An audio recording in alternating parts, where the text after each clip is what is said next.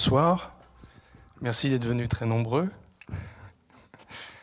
Nous allons entamer donc cette seconde intervention relative à la question mimétique, dans le contexte donc de ces chantiers mimétiques. Et la seconde intervention est en rapport avec ce que j'ai appelé le rêve mimétique. On va rester sur cette image fixe qui est donc en rapport avec cette murmuration que je vous avais présentée à l'occasion de la première conférence, qui avait eu beaucoup de succès, et qui permet de comprendre le contexte dans lequel doit être envisagée cette approche de l'architecture. Puisqu'en fait, le fond de l'affaire, c'est donc le mimétisme. Le mimétisme est en fait un mécanisme qui explique la plupart des fonctionnements culturels, dans le sillage du travail de René Girard, et qui en fait a pour particularité d'envisager les rapports entre les individus sur un plan, disons, horizontal et non pas vertical. C'est-à-dire qu'on ne s'intéresse pas au sujet, mais à l'intersubjectivité, c'est-à-dire à ce qui se joue entre les individus et la manière dont se construisent en fait les groupes sociaux au travers des relations. Pour le comprendre, ce qui est déterminant, donc, c'est d'envisager le fait que nous sommes d'une porosité extrême, d'une très grande souplesse. Nous nous nourrissons en fait de l'environnement, et ce sur le mode en fait du mimétisme, donc de l'imitation. Imitation qui n'est pas prise dans son sens premier, qui est celui de la stricte, imitation de l'objet, mais dans celui d'une rivalité qui s'installe entre les individus et qui est en quelque sorte le moteur, la dynamique en fait des relations interindividuelles.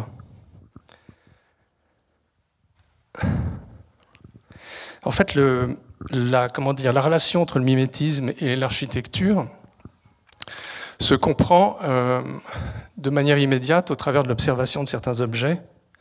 Je vous avais montré la dernière fois en fait une maison gitane, tzigane en fait en Roumanie. Là, il s'agit en fait d'une cabane qui se trouve, ou d'un chalet plutôt, qui se trouve isolé en Norvège et qui restitue une forme différente en fait de logique mimétique, mais qui en fait fait partie des éléments qui m'ont incité à démarrer cet intérêt spécifique, cette relation, envisager cette relation entre le mimétisme et l'architecture. Ce que vous voyez là, c'est en fait un bâtiment qui, en quelque sorte, a fait l'objet d'une fusion. C'est-à-dire que les jeunes Norvégiens au XIXe siècle, comme beaucoup d'autres en Europe, se rendaient en Italie, c'est ce qu'on appelait le Grand Tour, pour y découvrir en fait les racines en fait de la culture, le beau, l'ordre italien, et ils en revenaient avec évidemment un certain nombre d'enseignements qu'ils appliquaient à leur domaine, qui était celui de l'architecture. Mais sur le chemin, il leur avait été donné de découvrir le chalet suisse. Le chalet suisse, ils l'ont réintroduit en quelque sorte, en fait, ou introduit plutôt, en Norvège, mais en le réinterprétant. C'est-à-dire qu'ils ont ajouté des éléments qui sont des éléments décoratifs, empruntés en fait à la tradition norvégienne, et ils ont, ce faisant, créé un style qui s'appelle le style dragon, qui est une sorte de mélange entre, encore une fois, des éléments vernaculaires très anciens, et cette forme qui était empruntée, qui venait donc du monde occidental, et plus précisément de Suisse. Donc il y a une raison à cela, c'est qu'effectivement, les conditions climatiques étaient relativement proches entre la Norvège et les hauteurs, les alpages, les hauteurs des Alpes, en fait. Et ce qui est particulier, en fait, c'est ce que Gabriel Tarde appelle la réfraction. Gabriel Tarde est, comme je vous l'ai dit la dernière fois, l'auteur d'un ouvrage de référence qui s'intitule « Les lois de l'imitation » et qui, en fait, au XIXe siècle, envisageait en fait, ce moteur, sans véritablement aller très très loin en fait, dans l'articulation et les explications, mais il prenait en fait, cet élément comme véritablement originaire de toute, encore une fois, dynamique sociale. Et il développait une idée que je trouve, moi, sur le plan empirique, assez séduisante, enfin, qui me semble avoir, que j'ai pu en fait, observé précisément au long de mes déplacements en étant confronté à ce type de bâtiment. Cette idée, c'est qu'en fait, les styles qu'on peut considérer comme, disons, singuliers, originaux, sont souvent le produit simplement d'un croisement, en fait, d'un croisement d'influences. En fait, vous prenez deux influences et en fait, elles donnent, par un effet, si vous voulez, comment dire, d'hybridation, une nouvelle réalité qui est, pour celui qui ne comprend pas le mécanisme, relativement singulière, éventuellement exotique ou disons, amusante. J'ai démarré en fait avec le chalet parce que la particularité du chalet, c'est qu'il y en a absolument partout autour de la planète. Et donc, en fait, en gros, cette matrice, en quelque sorte, elle a été déclinée. Et elle a été, voilà, par exemple, on en a deux autres manifestations. Elle a été à chaque fois, en quelque sorte, customisée. Elle prend une couleur locale. Donc, vous avez là, par exemple, un chalet à gauche qui se trouve à Darjeeling, en Inde, qui est donc marqué par ses origines en fait britanniques en quelque sorte, avec une touche d'exotisme local. Et vous avez à droite une version qui est beaucoup plus proche de nous, une version moderne en quelque sorte, qui est un produit du monde soviétique dans le contexte d'une station balnéaire. Pour comprendre en fait un peu plus, j'allais dire en détail ce qu'est cette question, comment dire, cette logique de la théorie mimétique, je vais vous inviter à visiter un film avec moi. On va le faire de manière, disons, synthétique. On ne va pas trop s'y attarder. Un film qui est un des lieux communs comment dire, de la question architecturale liée au cinéma, qui est en fait le ventre de l'architecte de Peter Greenaway, qui date de 1981, et qui va nous faire comprendre, enfin je l'espère, ce à quoi ressemble concrètement cette rivalité mimétique donc, qui se joue entre les individus. Il y a, pour le préciser, deux types spécifiques ou différentes d'appropriation qui sont liées à la nature en fait, du médiateur qui nous amène à désirer tel ou tel objet. C'est-à-dire qu'en fait, l'imitation, elle n'est générée que dans la mesure où un objet, par le truchement en fait, d'un élément qu'on va appeler le médiateur, nous est présenté comme désirable. C'est en fait le moteur, c'est l'amorce de la dynamique qui en fait tourne souvent quand il y a proximité à la rivalité. Et vous avez donc des médiations qui peuvent être, dans les termes donc, de René Girard, soit interne, si le médiateur est un élément comment dire, de proximité, un individu, quelqu'un avec qui on a une, j'allais dire, communication, soit externe, une médiation interne, à partir du moment où on est imprégné par comment dire, un ordre abstrait, une proposition théorique, une ambiance, l'air du temps, un effet de mode. Là, on est dans une autre logique, une autre mécanique, qui est celle, par exemple, à laquelle est soumise Don Quichotte, que René Girard a longuement en fait, décortiqué en quelque sorte, et qui est la relation, par exemple, à une certaine forme de littérature picaresque, d'épique, qui en fait vont déterminer son mode de fonctionnement par une sorte d'identification au personnage chevaleresque qu'il n'est pas, mais qu'il croit être. Voilà. Donc on va se lancer dans la découverte de ce film, redécouverte en quelque sorte, parce que je suppose que vous êtes nombreux à l'avoir vu. Et voilà donc deux des protagonistes principaux. Il s'agit de Monsieur et Madame Cracklight. Là, ce que vous voyez, c'est Monsieur Cracklight en train de féconder Madame Cracklight à l'orée de l'Italie. En fait, ils sont en chemin et ils vont à Rome. Monsieur Cracklight, pour le caractériser, est un architecte américain. Sa femme a 15 ans de moins que lui. Elle a fait un certain nombre de fausses couches, mais là, miraculeusement, donc, elle va tomber enceinte. Que vont-ils faire à Rome ? En passant par la frontière, s'il s'agit d'une époque où les frontières existaient, eh bien, ils vont participer à un événement qui, pour M. Cracklight, est déterminant, qui est la préparation d'une gigantesque exposition consacrée à Étienne Louis Boullée. M. Cracklight est donc un spécialiste d'Étienne Louis Boullée, Et il est en charge du commissariat de cette exposition. Et visiblement, il prend ça très à cœur. Il est reçu, comme vous le voyez, comme un ministre. Et tout semble démarrer au mieux. Alors on va comprendre qu'en réalité, ce film tourne autour de, comment dire, 3 gestations simultanées, en quelque sorte. C'est-à-dire que, comme vous l'avez enregistré, Madame Cracklight tombe enceinte. On ne le sait pas encore, mais elle tombe enceinte. Il va falloir à peu près 6 mois ou 9 mois, je ne sais plus, pour préparer cette exposition majeure. Et par ailleurs, ce que ne sait pas encore M. Cracklight, c'est qu'il est en train de couver une maladie, en l'occurrence un cancer, qui va lui être annoncé comme fatal dans le prolongement du film. Et donc nous voilà confrontés au 3e protagoniste de ce triangle amoureux, enfin de ce triangle français, comme l'appellent les anglo-saxons, c'est-à-dire quasiment le triangle du théâtre de boulevard, l'amant, le mari, la maîtresse. En l'occurrence, le 3e personnage, donc, incarné par Lambert Wilson, c'est Caspasian, un jeune architecte italien très ambitieux. Et donc on voit là que l'objet donc du désir va être ce qui appartient à Cracklight, c'est-à-dire sa femme en l'occurrence. Et on remarque que Cracklight, on repart en boucle,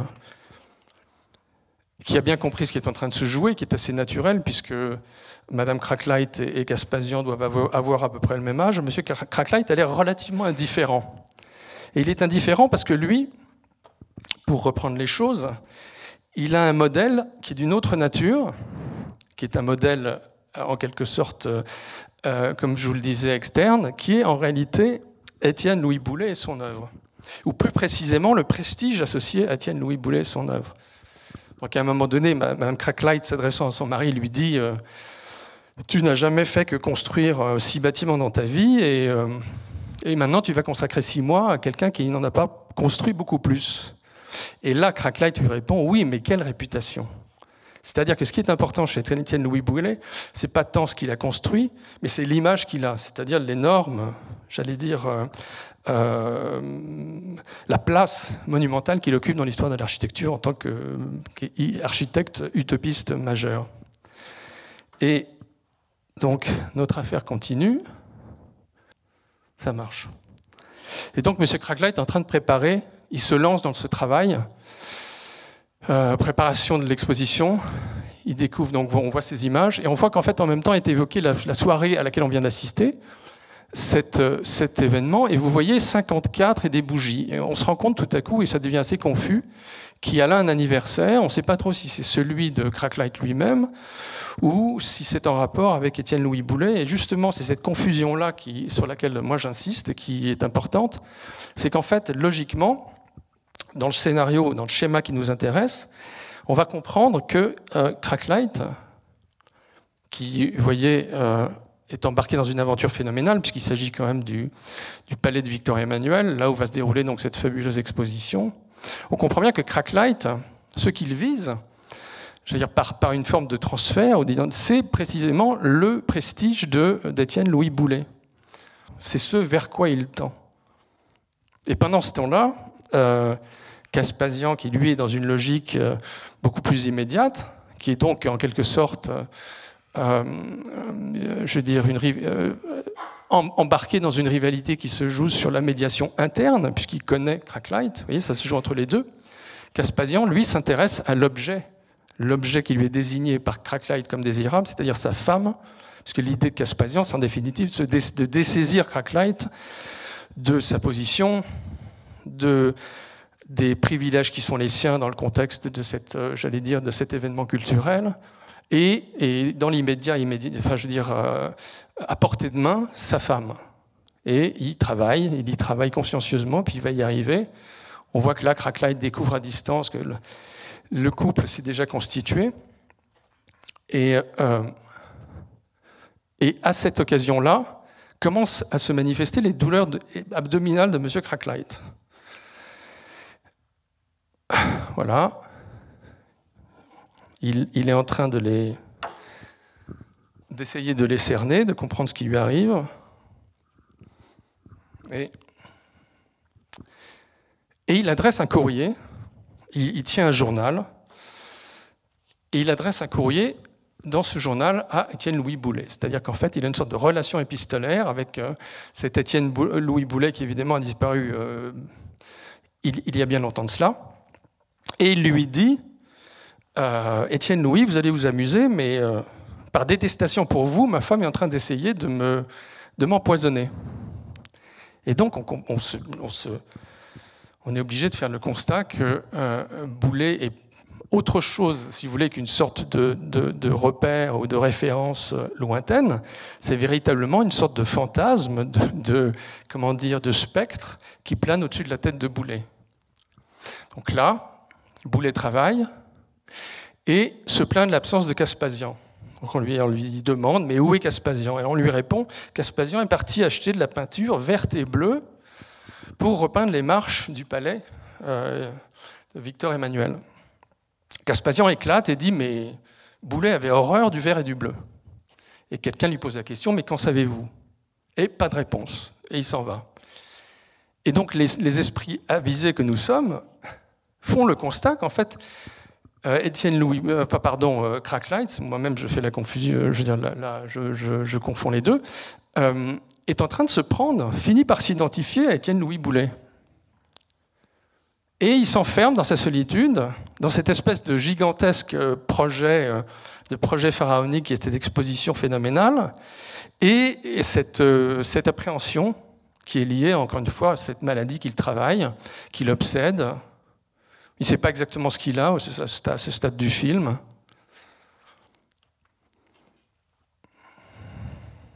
Et voilà tout à coup un constat qu'il est obligé de faire dans la souffrance, dans la douleur, de retour de son labeur, planté devant sa porte. Il regarde par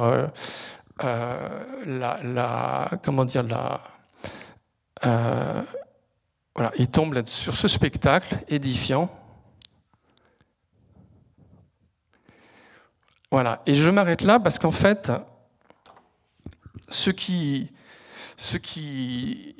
déstabilise en fait Cracklight au travers de ce qu'il vient de voir, ce qu'il vient de découvrir au travers de la serrure, en fait, c'est pas tant la relation adultère qui est en train de se jouer entre sa femme et Caspasian, mais c'est le fait, et ça, à mon avis, ça le déstabilise beaucoup plus, que Caspasian transforme en fait le phare d'Étienne-Louis Boullée en étui Pénin. Et c'est-à-dire qu'il manifeste de cette manière-là l'indifférence, l'absolue absence de respect qu'il a pour l'œuvre d'Étienne-Louis Boullée.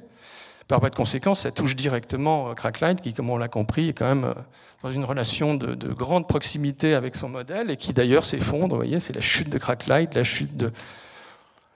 Pendant que Caspasian dit à Madame Cracklight, « J'aimerais bien mettre mon enfant à la place de celui de Cracklight dans ton ventre. » Voilà. Donc on voit bien que l'avoir de Cracklight, enfin, je veux dire en termes triviaux, est désormais entre les mains de son rival. Et pendant ce temps-là, Cracklight évalue la longueur de ses intestins, fait des examens médicaux, le verdict tombe, il va mourir. On lui apprend qu'il a un cancer. Et en même temps, parce qu'il est devenu évidemment ingérable du fait des circonstances, on lui apprend également qu'il serait bon qu'il lâche en fait son fauteuil, sa fonction de commissaire d'exposition, au profit bien sûr de Caspasian. Donc c'est véritablement l'effondrement et la fin de l'histoire. Et notre ami Cracklight continue de communiquer avec Boullée et lui fait savoir qu'il a trouvé une solution et que cette solution va être vécue à deux dans le contexte de l'inauguration à laquelle il n'est pas convié. Voilà. Et Cracklight se met un terme à sa vie, c'est-à-dire qu'en fait, il devance sa mort annoncée. Il se tue au moment même où sa femme enceinte est en train de couper le cordon. Il inaugure l'exposition. Et en quelque sorte, il dépossède son modèle Boulé de l'événement. C'est-à-dire qu'il fait en quelque sorte une sorte de captation avec ces derniers plans où on voit ce billet d'une livre sur laquelle figure le portrait d'Isaac Newton, qui est le sujet auquel Étienne Louis Boulay avait consacré son œuvre majeure, qui est le fameux cénotaphe. Et en plus, en quelque sorte, en illustrant en fait le génie de Newton, puisque c'est la théorie de la gravité qui est en fait manifestée par sa chute. Voilà. Donc ça, c'est un peu, c'est en fait une forme de, comment dire, d'opposition entre les types de médiation qui désormais ne nous intéressent plus, puisqu'en fait, fondamentalement, dans le domaine de l'architecture, outre ce qui a été exposé ou, à l'occasion de la dernière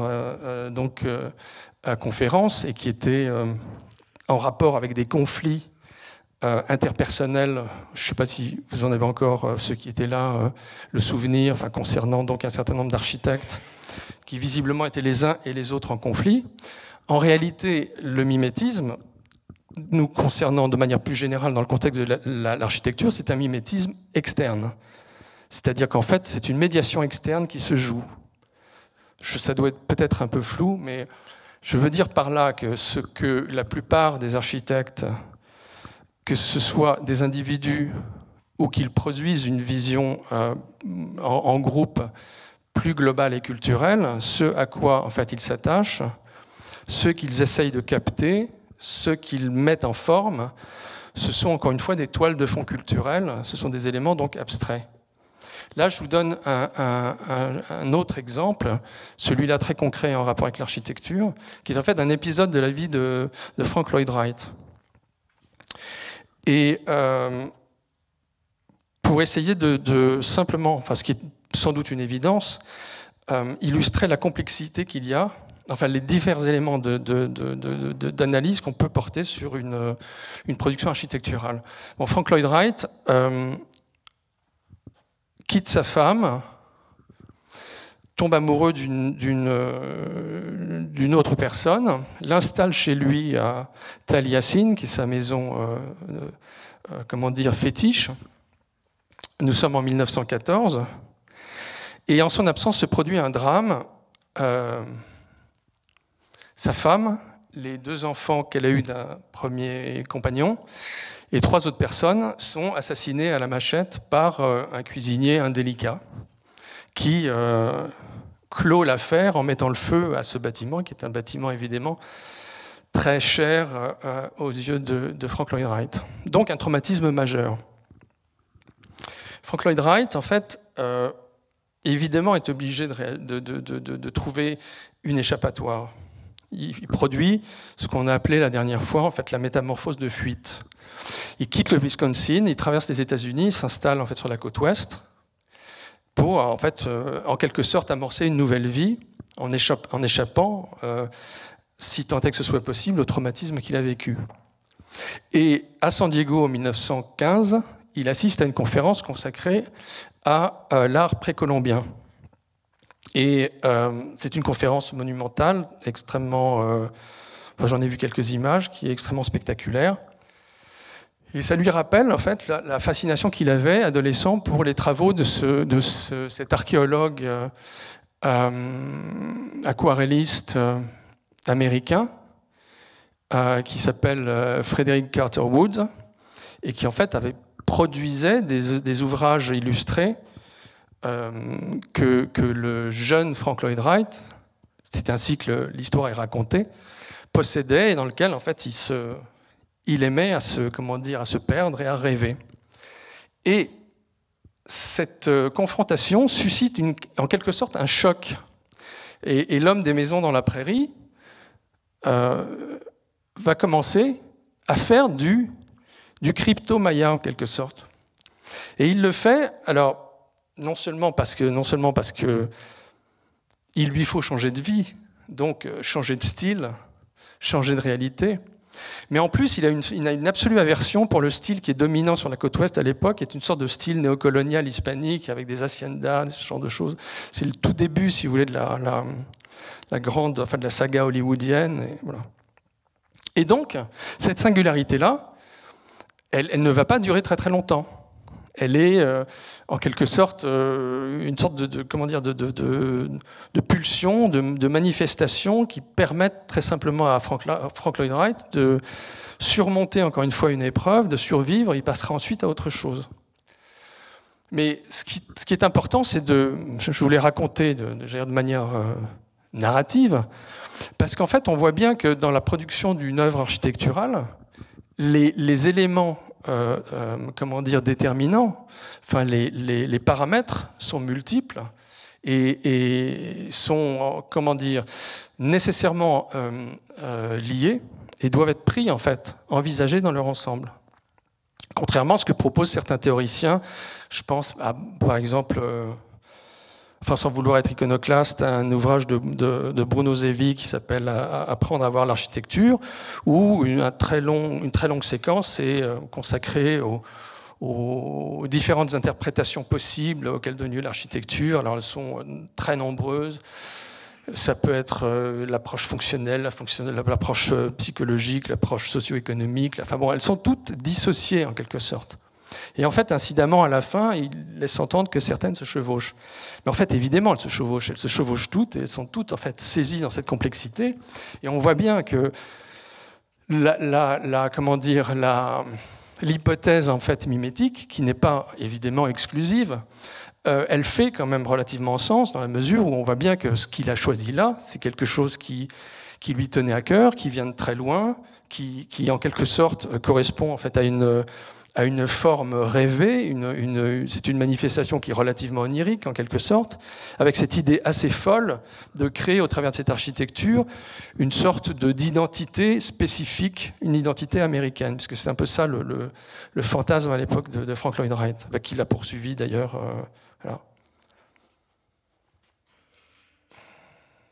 Et alors le problème, ça on l'a vu la semaine dernière, le problème dans ce cas-là, et auquel peut donner lieu ce type de dérive, c'est qu'à un moment donné, on finit par produire des bâtiments qui correspondent, qui ont, si vous voulez, une sorte de valeur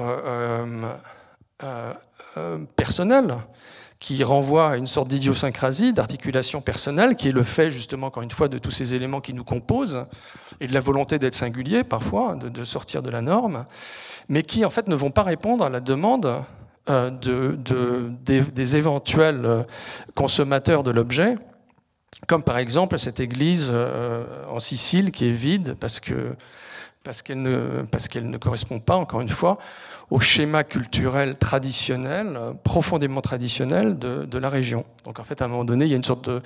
D'ailleurs, on n'est pas très loin de l'univers utopique d'Étienne Louis Boulet. On voit bien, encore une fois, cette espèce de fantasmatique récurrente qui traverse l'architecture, ou toutes les formes de production architecturale. Ça, c'est un projet quasiment utopique, en fait. Donc l'architecte s'est fait plaisir, mais ça ne parle pas, encore une fois, aux ouailles locales. Alors ça, c'est une autre dérive liée en fait à la question mimétique. Alors ça, j'y reviendrai plus tard, mais c'est ce que moi j'appelle l'ectopisme en architecture. Vous savez, l'ectopisme, c'est dans le domaine médical le développement, de certains organes hors situ, là où on ne devrait pas les voir apparaître. Une grossesse extra-utérine, par exemple, en fait, est une grossesse, est un phénomène ectopique, une grossesse ectopique. Et donc là, vous avez, pour que vous compreniez, vous avez là en fait un golfe. Mais ce qui est remarquable, c'est que ce golfe n'est pas à Deauville, il est en fait sur les hauts plateaux du Vietnam. C'est-à-dire qu'il fait partie d'un ensemble de bâtiments construits dans un contexte particulier qui est la veille de la Seconde Guerre mondiale, un moment où les Français veulent installer une sorte de capitale en fait alternative qui serait au cœur de l'Indochine, entre le Tonkin, l'Annam. Voilà. Bon, je ne m'attarde pas parce que ça c'est quelque chose qui sera abordé dans une conférence ultérieure. Là, même phénomène. On passe de la France au Raj et je veux dire à l'Empire anglais. Ça, c'est l'Himalaya. Ce ne sont pas les îles britanniques. Donc c'est un collège anglais perdu en altitude, collège ectopique en quelque sorte, qui n'est pas à sa place, si vous voulez. Et on comprend bien que ce qui se joue là, en fait, c'est la nécessité en fait de reproduire à l'identique, d'imposer une production culturelle liée au groupe auquel on appartient dans un contexte qui est un contexte en quelque sorte pris sur d'autres groupes humains, soumis dans le contexte en fait d'une relation donc d'une relation coloniale en fait. Je vous ai imposé la semaine dernière mon oncle, le film de Tati. Je le reprends parce qu'en fait la question s'exprime à peu près évidemment dans les mêmes termes, et on a cette dichotomie. Ce qui m'intéressait dans le film, c'est la raison pour laquelle je reviens là-dessus, c'était précisément cette espèce de décrochage systématique qu'opère Hulot en mettant en place des stéréotypes et en nous révélant en quelque sorte, ou en illustrant le fait que, encore une fois, la toile de fond social, l'habillage social va se manifester, va se sédimenter dans des pratiques, et au-delà même des pratiques, dans la pierre. En fait. Souvenez-vous.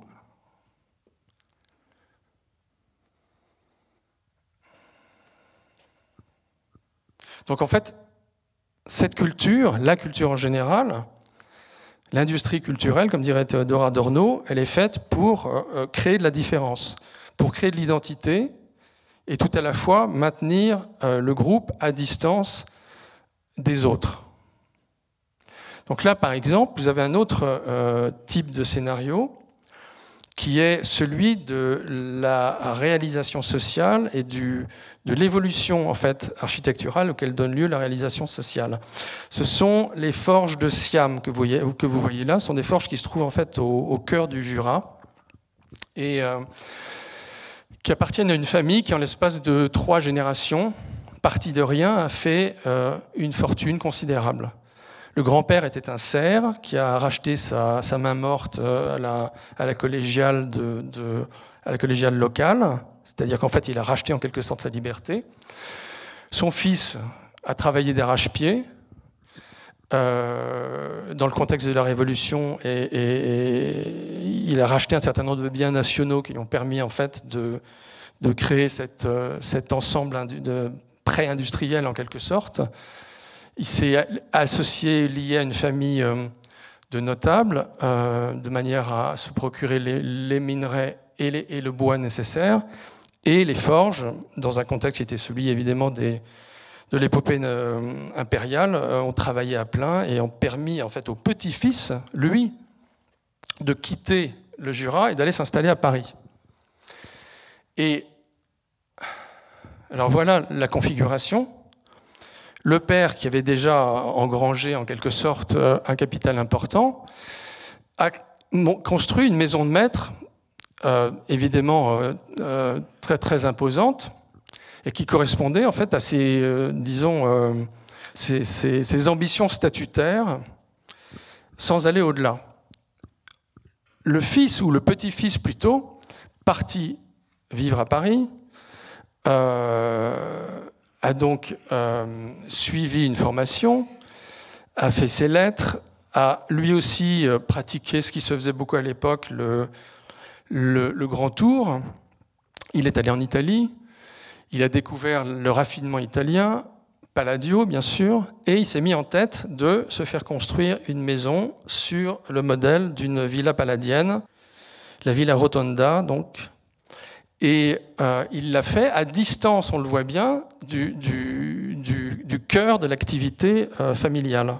Alors que le père, lui, était resté, en fait, associé, évidemment, adossé à l'usine. Et donc, ça donne ceci. Alors, la particularité, ce qui est remarquable, c'est qu'encore une fois, on est dans une logique, pour reprendre le terme que j'employais tout à l'heure, ectopique, dans la mesure où on est quand même dans une des régions où la région la plus froide de France, et que évidemment, l'architecture palladienne est destinée quand même à un climat plus clément. Donc les marbres ont été transformés, ce sont des parquets de bois qui ont remplacé en fait les matériaux initiaux, mais il y a cette fascination, et on le voit bien. On voit bien que là, puisqu'on était dans le registre, on est toujours dans le registre de la médiation externe, on voit bien quels sont les référents culturels, qui sont les référents dominants de l'époque, c'est-à-dire en fait le renvoi en fait, à l'antique, tout ce qui nourrit en quelque sorte le néoclassique. Et une forme de reproduction qui est, comment dire, comme je l'ai dit, modifiée du fait du contexte, puisqu'encore une fois, les conditions climatiques ne sont pas les mêmes, mais très très proche, en définitive, du modèle. Vous voyez ? Voilà. Là, vous avez le théâtre néo-antique qui va servir de cette maquette-là, qui va servir de sépulture à Claude Emmanuel Jobez, qui est donc le propriétaire de cette maison, enfin celui qui en a entrepris la construction, qui n'y vivra jamais d'ailleurs, parce qu'il fait une malheureuse chute de cheval et il meurt avant que le chantier ne soit achevé.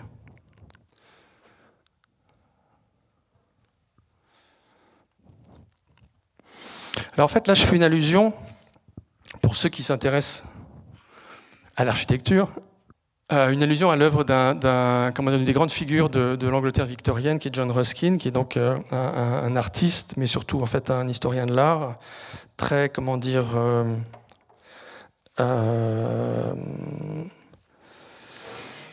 associé en fait au romantisme, mais surtout à l'historicisme et à l'éclectisme, qui sont les styles dominants de l'époque, et qui en fait renvoie par cette formule à une considération qui est évoquée. Alors je vais vous lire un petit texte, parce qu'il est quand même très singulier, par un personnage qui s'appelle Ludovic Vitet. Et Ludovic Vitet est en fait à l'origine quasiment de l'institution dans laquelle on se trouve, parce que c'est lui qui va créer avec Guizot donc la prise en charge, en quelque sorte, les institutions qui vont commencer à envisager la prise en charge du patrimoine en France. C'est celui qui va précéder en fait Prosper Mérimée, qui lui a laissé une trace plus importante. Mais il écrit, et ça c'est une question qui est encore une fois, enfin c'est une réflexion relative à l'éclectisme qui mérite en fait d'être connue, et qui explique en quelque sorte, du point de vue de cet auteur, ce qui justifie l'absence d'innovation et le choix de privilégier une architecture éclectique qui associe des éléments divers du fait de leur qualité supposée pour, en quelque sorte, habiller d'une forme de diversité le tissu architectural de l'époque. Voilà ce que dit ce monsieur dans un texte qui s'intitule « Des monuments de Paris » en 1838. « Nous ne croyons pas qu'on puisse demander à notre siècle d'avoir une architecture qui lui soit propre, c'est-à-dire un système de construction entièrement neuf, spécial, individuel, et qui se distingue de tous ceux qui l'ont précédé. L'architecture est un art qui reproduit trop fidèlement l'état des mœurs et de la société pour que de notre époque effacée et sans relief, il puisse sortir une empreinte nettement caractérisée. » Donc on voit bien que là, ce Ludovic Vitet avalise cette évidence, au fond, qu'il y a un rapport fondamental entre les formes architecturales et l'ensemble de la toile de fond et de l'inspiration créative associée à l'époque. Alors, ce privilège, donc, celui donc d'une production originale, ce privilège n'appartient qu'au siècle où tout un peuple semble soumis à une même croyance, animé d'une même pensée, agité par une même passion. C'est alors qu'on voit s'opérer les grandes révolutions dans l'art de bâtir. Mais le doute, le scepticisme, l'indifférence ne peuvent rien engendrer et ne laissent sur le sol qu'une trace insensible et périssable. Il faut donc nous résigner de bonne grâce. Selon toute apparence, nous ne ferons pas école et nous ne produirons, comme type de notre époque, aucune de ces innovations architectoniques qui caractérisent les grands siècles de l'art. Donc en fait, c'est un constat en quelque sorte de défaite qui est proposé par cet érudit et qui, en quelque sorte, va justifier la production, encore une fois, éclectique qui va se développer tout au long du XIXe siècle. Mais cet éclectisme, il n'est pas simplement, comme par exemple le dit Bruno Zevi, une sorte de nostalgie pour le passé. Il est en fait le tissu, la matière, le terreau culturel qui va être indispensable pour les pays neufs, comme par exemple l'Amérique ou les colonies anglaises, que ce soit l'Australie ou la Nouvelle-Zélande, enfin les lieux où véritablement vont se développer ces productions, plus particulièrement, parce que c'est pas propre à l'Europe en fait. Et souvent du fait d'architectes donc anglo-saxons formés aux Beaux-Arts à Paris et qui vont ensuite partir et répandre en fait en quelque sorte ce climat architectural, cette toile de fond. Et encore une fois, cette toile de fond, elle est indispensable parce qu'elle permet aux populations locales de se rattacher en fait à une culture auquel ils s'associent, à tort ou à raison, mais qu'ils considéraient être le fondement de ce qu'ils sont. C'est un phénomène qu'on va également, par exemple, observer en Arménie, le jour où, au début du XXe siècle, il a fallu faire naître d'un village quasiment une capitale, en l'occurrence Yerevan. Eh bien, on a fait appel, le Tamanian, qui était en fait l'urbaniste qui a travaillé sur le projet, qui était par ailleurs en fait une des grandes figures de l'architecture russe en fait, auparavant, avant d'être soviétique, et accessoirement un archéologue. Tamanian va s'appuyer sur une typologie traditionnelle, primitive, vernaculaire, saisie dans les ruines des châteaux, des châteaux arméniens, qu'ils n'avaient d'ailleurs plus en fait à disposition ou à portée de main, puisqu'ils étaient désormais en fait pris dans l'enclave en fait turque. Mais ces éléments-là, qui étaient des éléments symboliques, de factures symboliques absolument fondamentaux pour qu'une identité puisse voir le jour, puisse naître. Il fallait cette toile de fond pour légitimer en quelque sorte l'existence de l'État arménien. Alors donc voilà, oui, le buste de Claude Emmanuel Jobèze, décédé donc avant d'avoir vu achever son projet.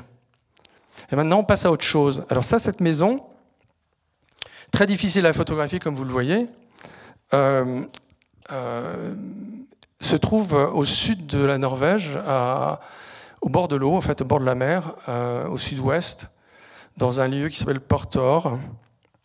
Et c'est précisément parce qu'elle est extraordinairement bien conçue, qu'elle est extraordinairement, comment dire, prise dans le contexte, qu'elle est difficile à saisir visuellement. C'est pour ça que vous avez là, au premier plan, en bas, le dessin de la main de Knut Knudsen, qui est donc l'architecte qui a produit cet objet, à la fin des années 40.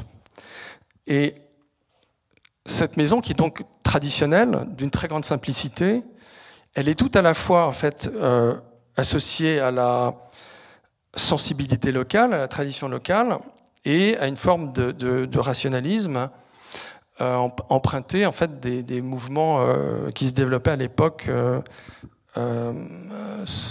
tout autour de la planète. Et je vous montre ce bâtiment qui est en fait l'Opéra d'Oslo, qui a été produit par un cabinet d'architectes qui s'appelle Snøhetta. Snøhetta étant le nom de la montagne, la seconde montagne en termes d'altitude ou de hauteur en Norvège. Snøhetta, c'est le cabinet d'architectes qui m'a incité à aller voir la maison que je viens de vous montrer. C'est-à-dire qu'ils m'ont dit, quand je suis allé les voir, ils m'ont dit, il y a quelque chose qu'il faut absolument voir en Norvège. C'est la maison de Knut Knudsen. On va essayer d'y revenir. Et on comprend bien, en voyant la production de Snøhetta, qui évidemment est à une échelle incomparable. C'est un objet absolument monumental. Ils ont par ailleurs signé, en fait, dans un esprit, une facture qui est assez comparable, la bibliothèque d'Alexandrie, c'est-à-dire en fait une sorte d'architecture déceptive. Ça, vous imaginez que l'hiver, dans un contexte de neige et de glace, ce bâtiment disparaît quasiment, est absolument magnifique. Et donc là, on voit bien qu'il y a une sorte d'esprit local particulier, de considération à l'égard de la nature, qui travaille aussi bien les Snøhetta à 2 générations près que ce Knut Knudsen, qui lui a le mérite d'arriver un petit peu en amont, et c'est la raison pour laquelle, en quelque sorte, Snøhetta et d'autres en ont conservé la mémoire et l'ont intégré dans l'histoire, en quelque sorte, de l'architecture norvégienne.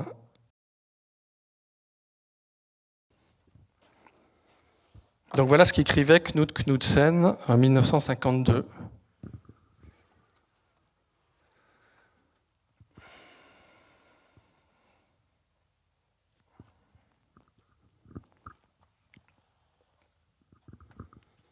Alors ce qui est intéressant, c'est la relation à l'idée, au concept de, de masque, à l'absence de sincérité, en fait, qu'il souligne, l'insincérité en architecture.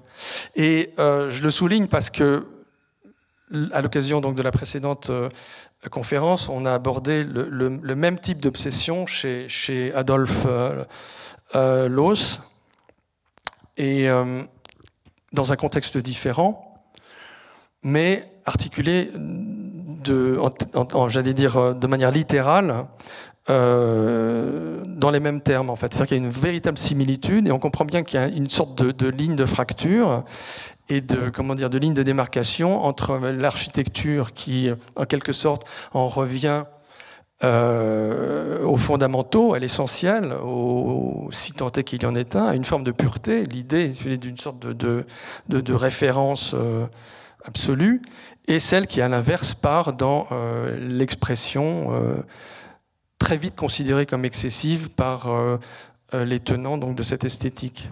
Donc là, je vous montre, on est toujours donc, dans la question du mimétisme, je vous montre une maison qui est construite à 300 mètres de distance de la précédente. Et ça, cette maison, c'est celle qu'a construite Bengt Espen Knudsen, 1960, donc celle-là. Bengt Espen Knudsen étant le fils de Knut Knudsen. Et celle-là, donc, j'ai passé une journée entière à tourner autour, à la photographier, parce qu'elle est absolument magique. Elle répond à peu près aux mêmes, j'allais dire, impératifs que ceux que pratiquait le père. Donc on voit bien qu'il y a une forme de filiation, enfin une filiation évidente, du fait d'ailleurs de la proximité. Et il y a simplement, et on retrouve les mêmes caractères, c'est-à-dire que l'objet est fondu dans la nature, littéralement. C'est, comme je le disais, une architecture dissipative, en fait, d'une très très grande, discrétion en quelque sorte, dans une espèce de mécanique de déconstruction, d'une très très grande simplicité, puisque ces maisons, c'est des maisons de bord de mer, en fait, n'ont quasiment aucun luxe, sont d'une très grande austérité, mais en revanche sont des portes d'accès à la jouissance de la nature, à l'immersion en fait dans la nature, qui sont sans pareil. Et donc, maisons photographiées à différentes heures de la journée. Et ça renvoie à ce que, vous savez, Boulet disait qu'il avait compris ce qu'était l'architecture de l'ombre. Et Aldo Rossi, lui, il fait un développement où il établit une relation entre le temps atmosphérique et le temps chronologique. Et il dit, en fait, l'ombre et la lumière, c'est le temps. Et là, alors je ne sais pas si mes images le traduisent, mais c'est tout du moins le sentiment que j'ai eu en tournant autour de cette maison, c'est-à-dire que je voyais bien comment, heure après heure, et dans les vicissitudes en fait, de la météorologie locale, cette maison se transformait en fait, changeait d'apparence, les couleurs changeaient. On voit bien en plus en tournant autour du bâtiment que selon l'angle sous lequel on la photographie, on la prend, elle semble plus ou moins conventionnelle. Il y a donc une sorte de, comment dire, de complexité qui est d'ailleurs en fait comment dire, une des réalités constantes de l'architecture. C'est la très grande difficulté à saisir l'objet architectural, puisqu'en fait il est de toute manière, comment dire, offert aux 4 points cardinaux, généralement, avec des configurations variables, des expositions à la lumière variables, et donc, en gros, des apparences également variables. Dans un même registre, mais à très grande distance, vous avez là les productions, par exemple, d'Oscar Niemeyer, qui renvoient, j'allais dire, à une même adhésion à la nature, un même culte. Ça, c'est la maison de Canoa, qui est en fait sa résidence, là où il a vécu, qui date du début des années 50, et qui est là aussi, en fait, tout à la fois d'une maîtrise absolue, d'une très grande beauté et d'une simplicité majeure. C'est-à-dire que vous voyez, alors la photographie est très serrée, je l'ai très mal photographiée malheureusement, donc je ne peux pas vous en montrer grand-chose. Mais il faut comprendre que la maison est saisie en fait dans cette espèce comment dire, de bandeau de verre qui en fait le tour, et en réalité, elle est traversante, exposée à la lumière, et il y a une partie, disons, intime, en quelque sorte protégée, qui se trouve en sous-sol. Cette maison étant construite en fait sur un plateau, enfin sur un plateau. Et il y a cette présence extraordinaire du rocher, qui est tout à la fois présent dans la piscine, qui affleure à l'extérieur et qu'on retrouve à l'intérieur de la maison, et sous lequel va passer l'escalier qui permet d'accéder en fait au bureau et à la chambre de Niemeyer. Là, vous avez la maison, celle-là est à Petropolis en fait, la maison Edmundo Cavanellas qui date de 1954 et qui est, comment dire, enrichie par le travail de paysagiste de Bourlet-Marx, et dont l'idée est de passer par étapes successives du confort en fait, de la construction à l'état de nature le plus extrême, c'est-à-dire d'accéder à la jungle. Donc là, non, je me suis limité à ces 2 images. En réalité, il y a un plan d'eau qu'on devine d'ailleurs sur la photo de gauche, une sorte d'étang. Et la maison est là, encore une fois, d'une simplicité absolue. C'est-à-dire qu'en fait, elle est, comme vous le voyez, traversante et transparente, avec simplement quelque chose qui, d'ailleurs, peut-être renvoie de manière symbolique à l'habitat indigène. Tout est possible, avec un peu d'imagination.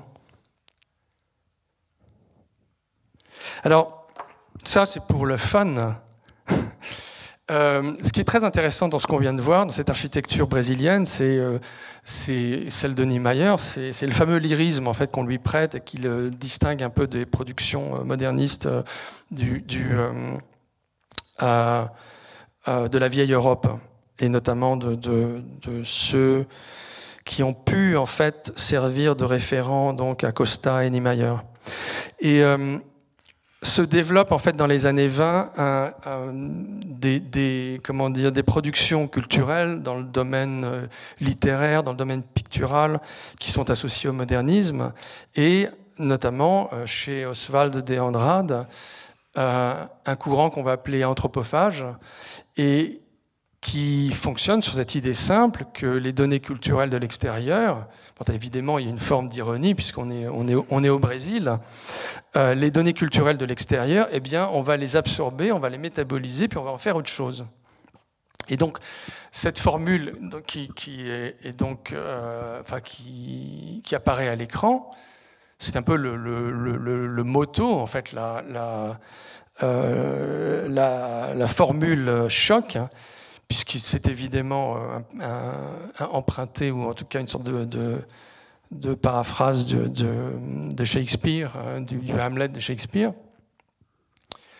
Tupi, renvoyant au Tupinamba, c'est-à-dire aux Indiens, hein, et mettant en avant cette alternative qui est de savoir s'il faut être cannibale ou non. Voilà. Et donc le cannibalisme, c'est à un moment donné le projet brésilien qui lui permet, encore une fois sur le registre du mimétisme et de la médiation externe, de se saisir d'un certain nombre de productions extérieures et de non pas simplement de les emprunter, mais de les transformer, c'est-à-dire d'en faire une sorte de production locale, prenant dès lors toute sa légitimité. Et on voit bien, si j'arrive à... Voilà, on voit bien que cet objet est remarquable, il est singulier, quand bien même ces références pourraient venir d'une autre culture ou d'une autre sphère culturelle. Voilà par exemple, dans le même registre de la... Alors ça, ce sont les maisons d'Aladier qui se trouvent pas très loin de Paris, en Bourgogne, qui sont des productions réalisées par un architecte, donc... fils du célèbre Daladier, impliqué dans l'effondrement de 40. Enfin, le fils était, lui, très inspiré en revanche. Et il a construit toute une série de maisons qu'il se destinait à lui-même, qu'il a déclinées. En fait, il me semble de mémoire qu'il y en a 4. Moi, j'en ai photographié 3. Je vous en présenter une autre. Voilà. Qui manifeste cette double ambition d'être tout à la fois dans un rapport privilégié avec la nature, c'est-à-dire que la question se pose dans les mêmes termes que précédemment dans les villas de Niemeyer, mais dans une tonalité qui est une tonalité d'un autre ordre sur le plan des références esthétiques, une tonalité plus froide et sans doute plus occidentale. Voilà là, dans un registre également, j'allais dire, associé au dôme et au géodésique, un lieu très singulier qui est un projet de discothèque qui à peu près contemporain des maisons de Daladier, qui est à l'abandon aujourd'hui, je ne sais pas ce qu'il en est, parce que ça a été photographié il y a 15 ans, qui était localisé, situé aux alentours de Rimini en Italie, et qui se développe, comme vous le voyez, dans une arène qui ressemble vaguement à une sorte de tumulus étrusque. Donc vous avez l'illustration vous en montre l'articulation, le plan. Vous avez cette rotonde en résine au milieu, qui servait de kiosque à musique, qui était supposé servir de kiosque à musique. Vous avez des plans d'eau, et vous avez ce mur d'enceinte qui ressemble en fait à une sorte de tumulus étrusque, comme je le disais. Là, on est sous la rotonde. Et la référence de l'architecte, c'est la Villa Hadrien. C'est-à-dire que cette production, et on peut ne pas saisir d'ailleurs le rapport, c'est ça qui est au fond assez troublant, c'est que cette production, elle est réalisée avec, dans l'esprit de l'architecte, en toile de fond, la Villa Hadrien, qui est un lieu où l'histoire est déjà mise en scène en quelque sorte, puisque dans la Villa Hadrien se trouvent des éléments qui sont des éléments empruntés à la Grèce, et à l'Égypte. Et donc vous avez là quelque chose qui est une ruine, bien évidemment, mais qui est une ruine qui pastiche la ruine. Alors c'est une sorte de mise en abîme de la ruine. Il y a une sorte de dimension horatique, vous voyez, une sorte de grande puissance quand on y est. C'est un lieu qui est tout à fait magique. Alors, au détriment de l'architecte, hein, je ne pense pas que l'architecte l'avait produit pour obtenir ce type d'effet. Mais quoi qu'il en soit, en termes, j'allais dire, d'appréciation individuelle, c'est sur ce terrain-là, sur le terrain, en fait, encore une fois, de la beauté des ruines qu'on va l'envisager. Alors, à propos de ruines et d'articulation relative, en fait, à des éléments du passé, il y a le fameux désert de Rès, que je vous présente ici, qui est produit à la fin du XVIIIe siècle, avant l'amorce de la Révolution française, par un homme très fortuné, apparemment jouissant de nombreux dons et d'une très large fortune, qui s'appelle François Racine de Monville, et qui voit le jour à 2 pas de Versailles, dans le contexte, encore une fois, de la cour, à l'époque donc de Louis XV puis Louis XVI, et qui renvoie à la mécanique des jardins anglo-chinois, donc en fait aux folies, et à la volonté de mettre en scène de manière relativement complexe des éléments qui sont empruntés à l'histoire, de l'architecture et de la culture essentiellement, dans une configuration qui joue sur le goût pour le pastoral, le goût pour la ruine, l'univers d'Hubert Robert, enfin toute la toile de fond de l'époque, dans un glissement, un effet de mode qui pousse à prendre ses distances avec le jardin à la française et tout ce qu'il connote, c'est-à-dire l'ordre, l'articulation, la rigidité. Là, en fait, il y a, je veux dire, un univers qui se prête à la dérive rousseauiste, en fait, à la méditation. Et le coup de maître, donc, alors bon, tout ça, là, vous avez je crois que c'est la tente Tartare, avec dôme fait en matière siamoise. Bon, l'histoire du désert de Rès est très, très accidentée. C'est un lieu qui a été à l'abandon, qui a été très, très, très, très largement négligé, qui à un moment donné était ouvert à tous les vents, qui a attiré les surréalistes, qui a attiré toute une série de figures culturelles dans la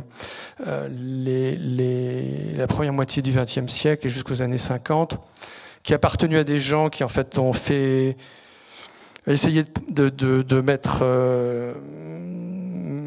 d'organiser, de produire des activités agricoles, de l'élevage de poules, de la cosmétique, enfin toute une série de choses. Et c'est en définitive l'État qui a permis de sauver, par le truchement d'André Malraux, le désert de Rès. Et le désert de Rès a retrouvé une forme de,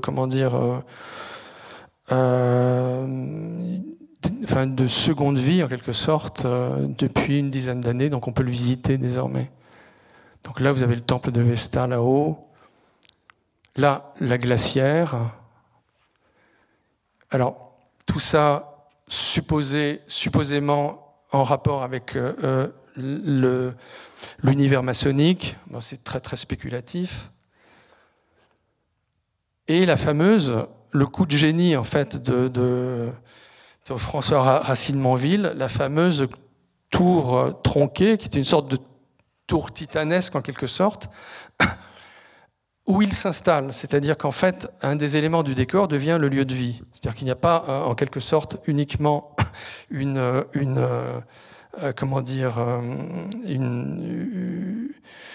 articulation de fabrique dans la folie. Il y a et un lieu résidentiel, mais véritablement une folie elle-même transformée en lieu de vie. Et c'est évidemment cet objet-là qui va exercer un très fort attrait auprès des surréalistes. Alors, ce qui est assez amusant, c'est de voir comment les effets de mode dans le contexte de la cour, puisqu'en fait, on comprend bien que c'est précisément un lieu où la contamination fonctionnait à plein. Comment les effets de mode ont en quelque sorte emballé cette machine. On sait qu'en même temps, ou peu après, que le désert de Rest ait vu le jour, la Marie-Antoinette va développer son fameux hameau de la Reine. Alors elle connaît, elle a déjà à l'esprit le jardin de Chantilly, qui est le jardin anglo-chinois du prince de Condé. Il paraît qu'elle s'arrête de temps à autre chez François Racine de Monville pour boire un verre de lait. Elle est très lactophile, Marie-Antoinette. Il y a une très très belle laiterie à Rambouillet également. Enfin, elle aime beaucoup le lait. Et donc on voit bien que l'objet est un objet qui fascine, est un objet qu'on a envie de reproduire. Et d'ailleurs, il y a un texte assez amusant que j'ai retrouvé qui concerne la Madame du Barry, la du Barry, qui était donc la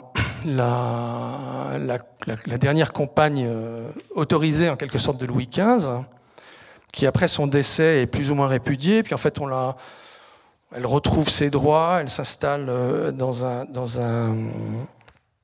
château dans les parages, et donc elle est fréquentée apparemment par Monsieur de Monville. Et j'ai ce petit texte ici assez drôle, qui est écrit donc par un administrateur en fait des bâtiments du roi, qui écrit donc ceci. Le grand et peut-être peu sage objet de Madame du Barry est de culbuter les jardins pour les mettre à l'anglaise. En quoi elle me paraît dirigée par Monsieur de Monville, que j'ai trouvé chez elle. Vous voyez le piège, c'est-à-dire que ce désir lui était instillé par Monsieur de Monville. Donc, je lui ai dit, comme j'y étais autorisé, qu'on ne la gênerait en rien quant à la disposition des jardins, mais aussi qu'on n'entrerait dans aucune de ses dépenses.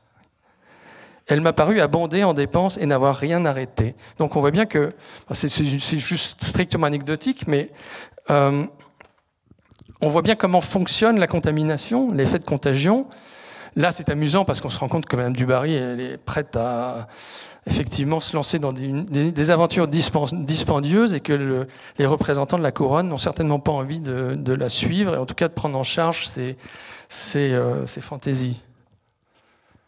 On est là dans une architecture qui est, puisqu'on était en fait dans l'utopie tout à l'heure avec Étienne Louis Boulet, qui est assimilable à ce qu'on appelle l'architecture parlante, c'est-à-dire que l'objet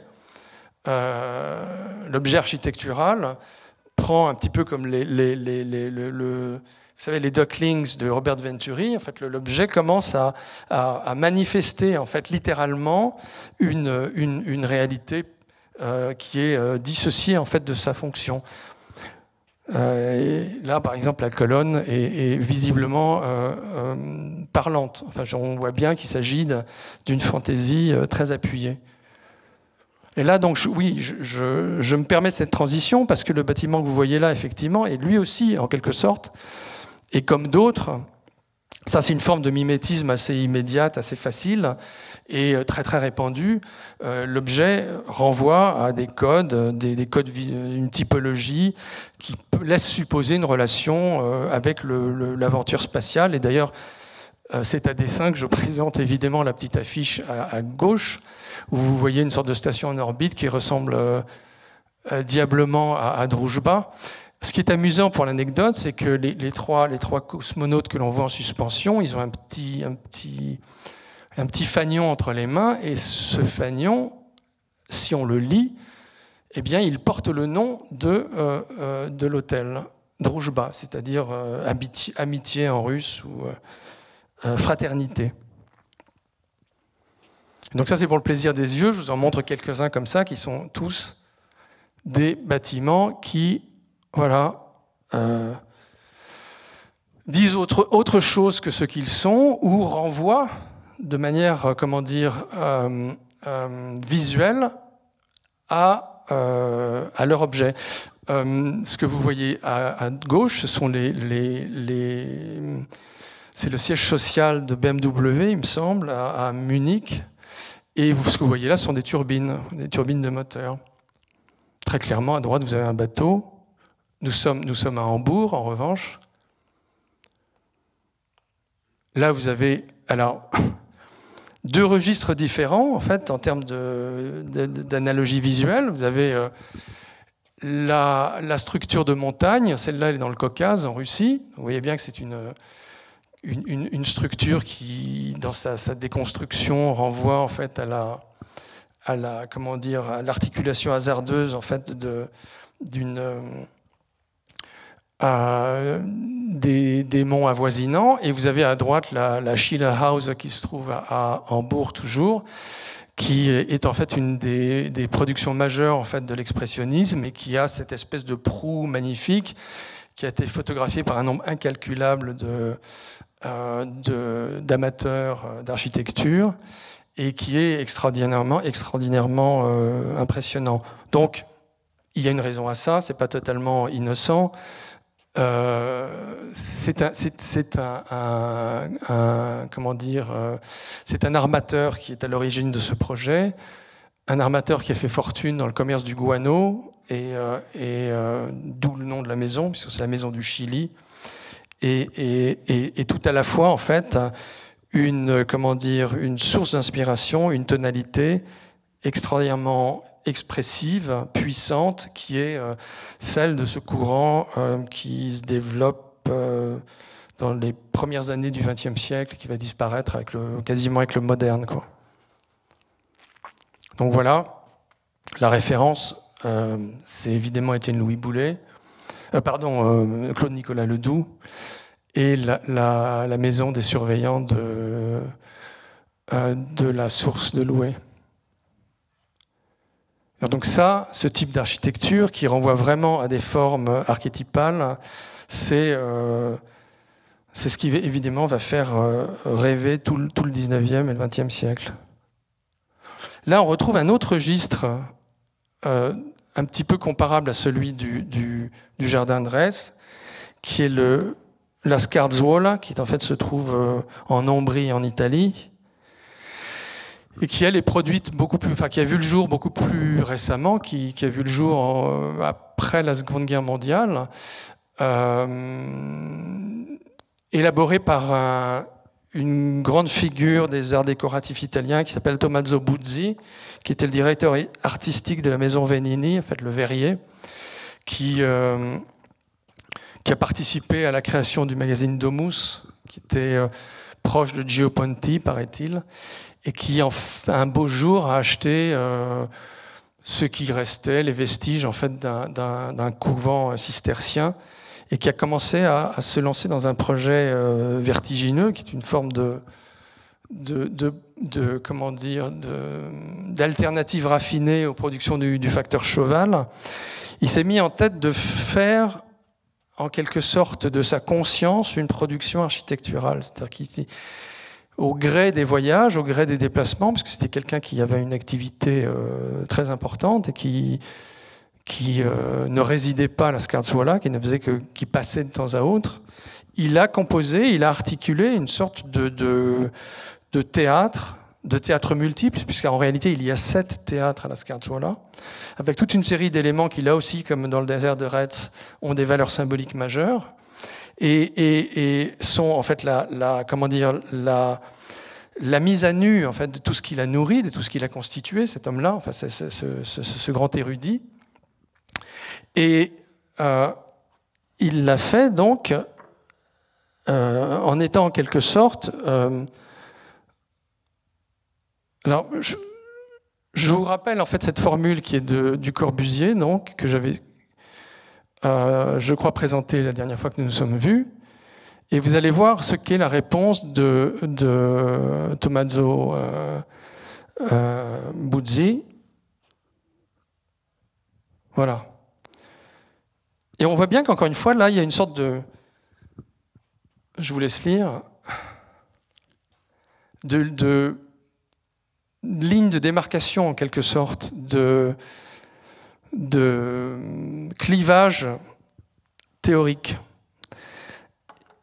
Il y a la fantaisie, il y a la folie, il y a l'exubérance, il y a le choix de l'exubérance, la délibéré, et en opposition, en fait, à une une logique dominante à l'époque, par ailleurs, dans le monde de l'architecture, qui est une logique fondée précisément sur la rigueur et sur la retenue, en quelque sorte.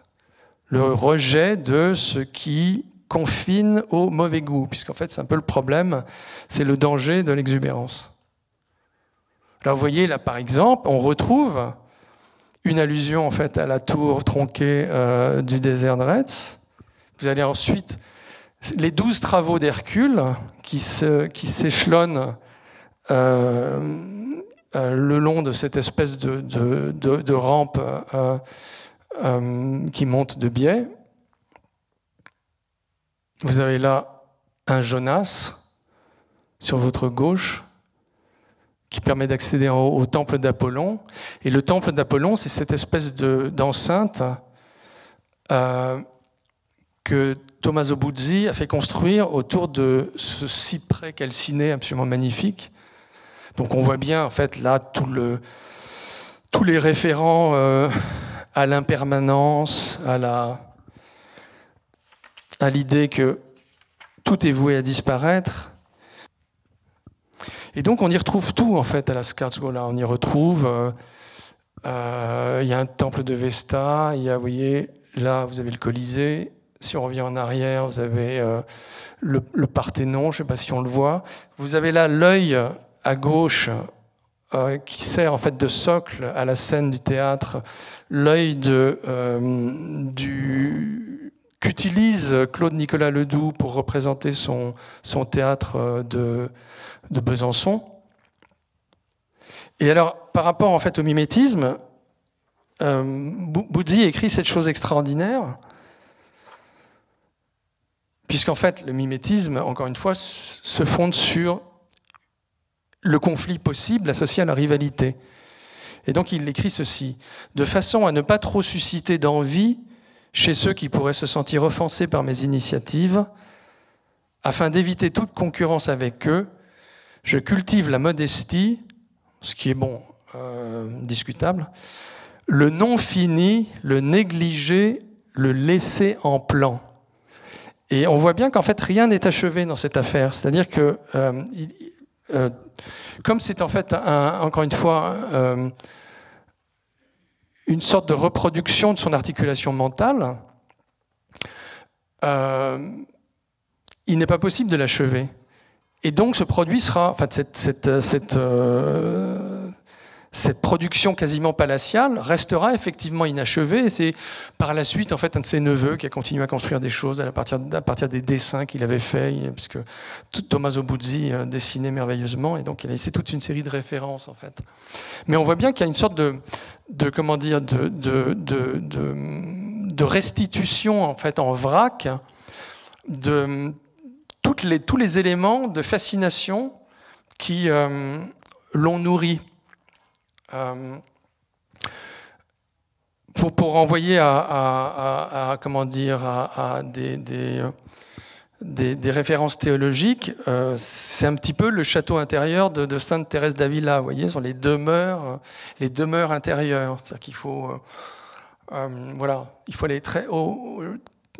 Chez Sainte Thérèse d'Avila, au fond de soi-même, au-delà des clôtures intérieures. Enfin, il faut forcer sa propre individualité, sa propre conscience pour accéder en fait au cœur de la conscience, au cœur de l'être. Et là, à l'inverse, Buzzi, en fait, il dégueule en quelque sorte tout ce qu'il constitue, tout ce qu'il compose à l'extérieur. Mais on voit bien, encore une fois, que dans cette juxtaposition, l'importance, le poids de tout ce qui a été absorbé, en fait, le mimétisme. Donc là, dans un registre différent, une autre folie qui est celle de Bernhard Höttger. Alors Bernhard Höttger, il relève précisément de ce mouvement expressionniste que j'évoquais tout à l'heure à propos de la Maison du Chili. Donc en fait, on est dans une sensibilité qui est une sensibilité nordique, enfin plus précisément saxonne, germanique. Et donc Bernhard Höttger, c'est un artisan d'art qui, à un moment donné, intègre une communauté d'artistes, comme il y en avait à l'époque, au début du siècle, enfin à la fin du 19e, au début du 20e, un peu dans l'esprit d'Arts and Crafts et de ce qu'on va voir ensuite chez les Russes. Celle-là, elle se trouve dans le nord de l'Allemagne, à Worpswede, précisément, et il construit cette maison hallucinante qui se trouve à droite, avec des plans coupés, qui est un renvoi tout à la fois à l'architecture locale vernaculaire, mais sur un mode qui est le mode de l'exagération, le mode des effets appuyés, le mode de la volonté en fait expressive, qui évidemment donne un poids, une sorte d'impact sensible au bâtiment. C'est quasiment du registre du conte de fées. Vous voyez d'ailleurs un peu dans les parages, pas très loin de là, une autre maison assez curieuse qu'on appelle la Cloche à fromage, qui est produite sur la base d'un projet élaboré par Bruno Taut, c'est-à-dire que ce n'est pas lui qui est à l'origine de la construction, mais c'est une construction qui est inspirée par son travail. Et on voit bien qu'on est un peu dans le même registre qui est celui de la fantaisie débridée, qui est celui d'un laisser-aller, d'un lâcher-prise, qui n'est pas très loin d'ailleurs de ce qu'on a vu chez Tommaso Buzzi à l'instant. Alors, la particularité parce que là, ce qu'on a vu, c'est l'amorce du travail phénoménal de Bernhard Hödger. Sa particularité, c'est d'avoir connu cette femme, qui est un peintre expressionniste également, qui donc lui a fait d'ailleurs découvrir Worpswede, qui s'appelle Paula Modersohn-Becker, qui est d'ailleurs relativement en vogue, parce qu'on lui a consacré un livre, un roman, récemment. Jusque-là, elle était quasiment inconnue en France. Et vous voyez une de ses œuvres à gauche. Et Paula Modersohn-Becker, qui avait longtemps vécu à Paris, Hödger aussi d'ailleurs. Hödger connaissait Rodin, il connaissait Mayol. Enfin, c'est des gens qui circulaient donc dans des cercles d'initiés en fait. Vous la voyez là en fait avec la fille de son compagnon. Elle va tomber enceinte et elle va faire une embolie, non pas une embellie, mais une embolie, pardon, et disparaître prématurément à l'amorce de la trentaine. Et cette femme avait un mécène, qui est un personnage très très pittoresque, qui s'appelle Ludwig Roselius, qui avait fait fortune en fait en mettant au point la production, le procédé technique de la décaféinisation, peut-être, voilà, en élaborant en fait la production du décaféiné. Et donc, par le truchement d'une entreprise qui s'appelait Café Hague, et puis ensuite 5K Café, 5K étant la contraction de 100 cafés, emprunté aux Français. Donc, cet homme-là avait fait énormément d'argent. Il avait donc un bien considérable et il a acheté de très très nombreuses toiles à Paula Modersohn-Becker. Et l'idée lui a traversé l'esprit, idée qu'il a d'ailleurs fait réaliser, de lui consacrer un musée. Ce musée donc a vu le jour à Brême. Vous voyez là Hödger à gauche, l'artiste, dans une posture de circonstance. Et à droite, Ludwig Roselius, qui sort d'un film de Fritz Lang, une sorte de docteur Mabuse.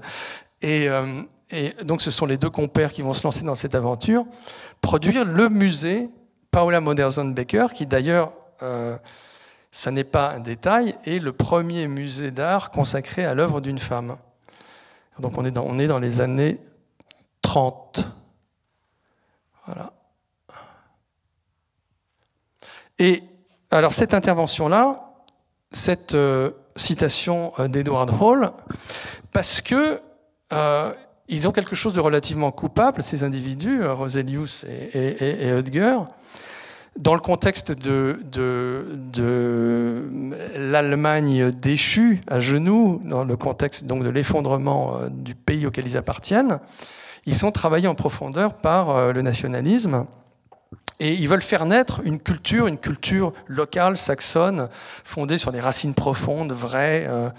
Et ça va quand même très vite partir dans le délire, c'est qu'il y a une sorte de synergie délirante qui se met en place avec l'intervention d'un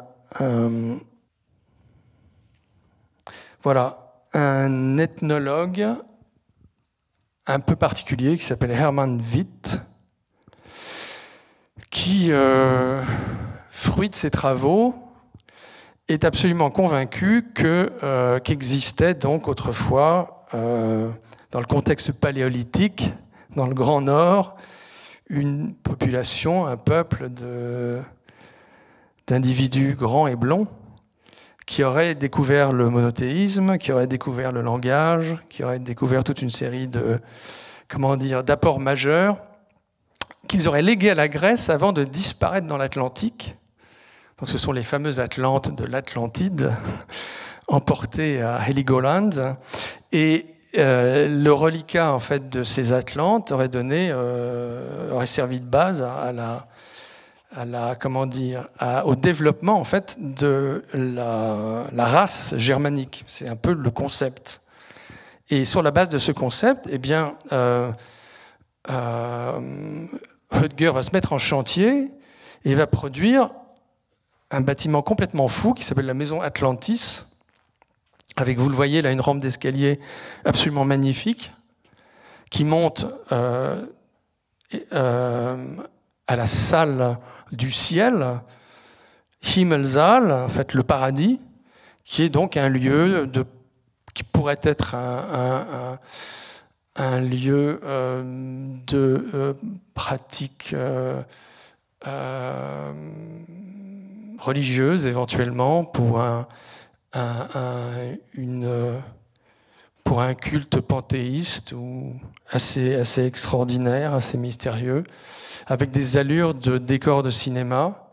Tout ça existe bien sûr, puisque je l'ai photographié, c'est toujours à disposition, à portée de main. Et voilà l'extérieur donc de la maison Atlantis, qui se trouve dans la Boechterstrasse à Brême.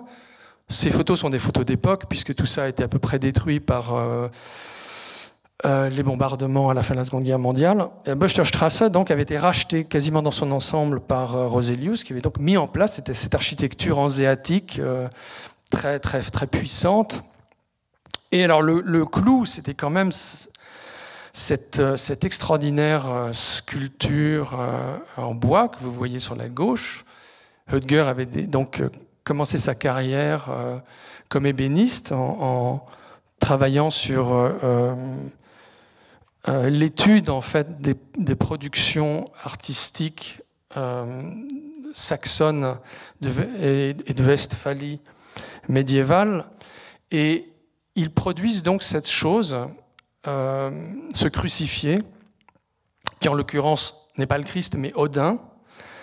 Et cette roue, qui pourrait s'appeler la roue de la mort, tellement elle est, j'allais dire, anxiogène, s'appelait pour eux la roue de la vie, et incarnait l'éternel retour des saisons, possible uniquement par le sacrifice d'Odin.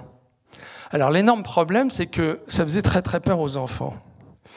Et alors, le clergé a commencé à réagir. Les mères de famille n'ont pas non plus trouvé ça épatant. Et il y a donc en fait eu une formidable levée de boucliers et un enjeu qui est un enjeu de préservation en fait de cette production. Qui devait être résolu par les accointances de Roselius avec le national-socialisme. Évidemment, les nazis sont arrivés au pouvoir, et ce qui s'est produit n'était pas du tout ce qui était attendu, c'est-à-dire qu'en fait, les Allemands, les nationaux-socialistes, ont assimilé ça à de l'art dégénéré. Donc, malentendu, en quelque sorte, et tragique.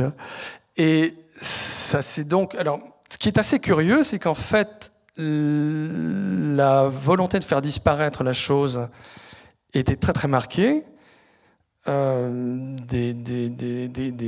multiples lobbyistes et des courants de pression se sont manifestés. Mais en définitive, curieusement, alors on se demande si Roselius n'était pas un bailleur de fonds du parti, enfin s'il n'avait pas donné suffisamment d'argent pour qu'en définitive on l'épargne. Mais la sculpture, en fait, a été protégée au motif qu'il fallait conserver une trace de ce qui n'était pas compatible avec l'idéologie nationale-socialiste. C'est-à-dire qu'en fait, on a conservé la statue parce qu'elle n'était pas conforme à la ligne du parti. Ce qui est une sorte de paradoxe assez curieux. Alors en revanche, là où les nazis n'avaient pas eu la main lourde, bon, les bombardements de 1944 l'ont eu, et tout ça s'est terminé en cendres. Et on voit bien, à propos encore une fois du mimétisme, puisque là, quand on envisage les médiateurs externes, on voit bien qu'il y a une sorte de confusion entre le sacré sous toutes ses formes, les références orientales qui étaient extrêmement présentes chez les expressionnistes. Hödger était allé en Égypte à plusieurs reprises, comme de nombreux artistes expressionnistes. Il y a les références à l'art religieux occidental. Il y a les productions purement imaginaires et les vues de l'esprit, donc de Wirth associées à Hödger. Il y a donc une sorte de creuset hystérique qui donne lieu au meilleur comme au pire, en quelque sorte, mais à quelque chose qui, en définitive, ne correspond pas à ce qui est praticable. C'est-à-dire que la question se pose quasiment en termes de déontologie ou d'éthique architecturale, se demande s'il est possible d'autoriser ce genre de choses.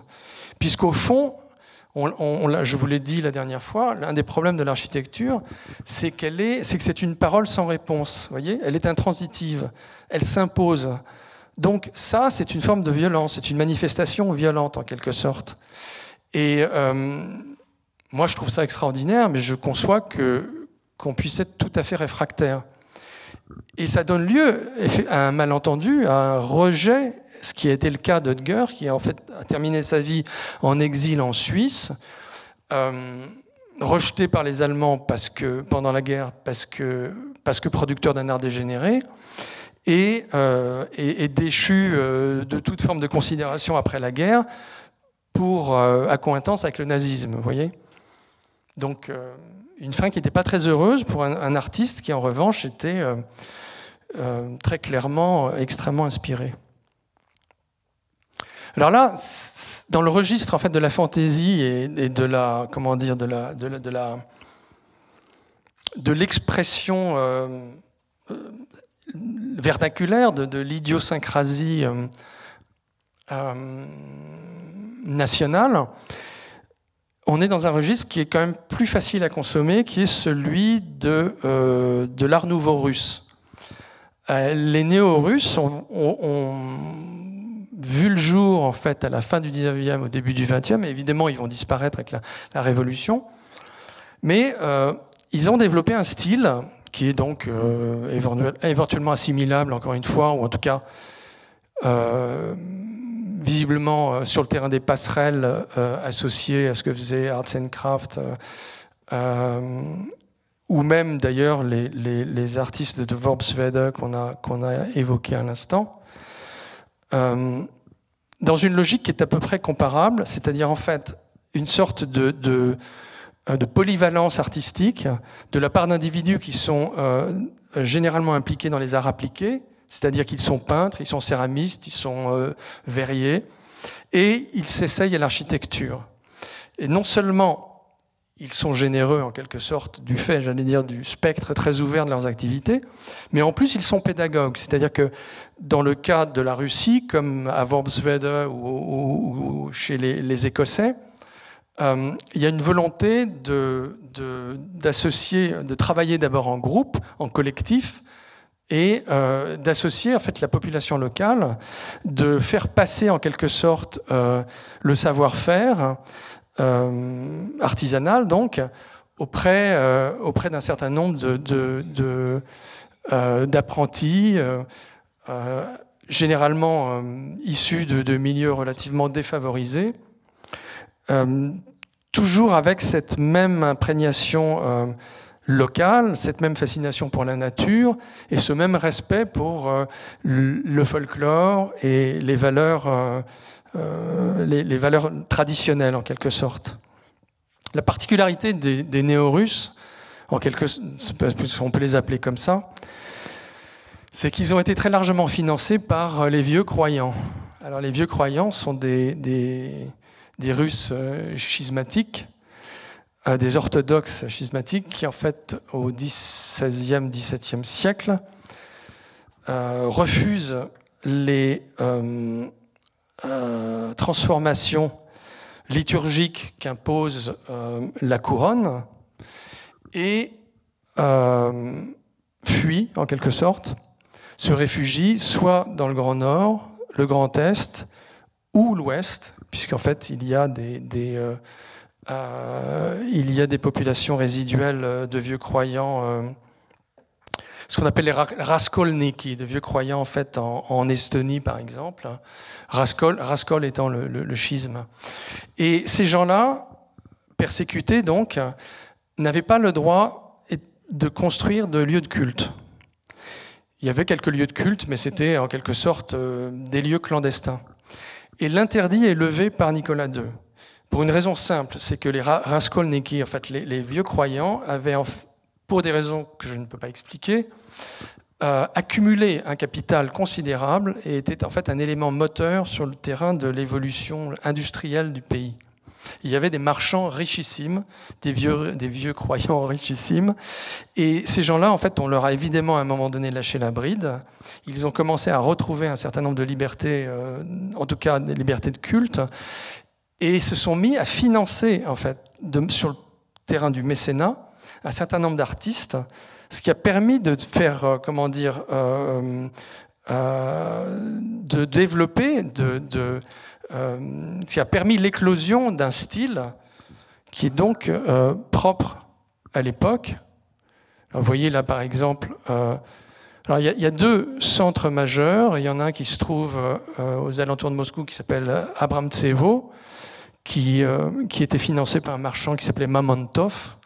Et il y en a un autre qui se trouve du côté de Smolensk, qui s'appelle Talaskino, et qui en fait, lui, était animé par une grande figure, qui est la princesse Ternicheva, je crois. Ternicheva, voilà.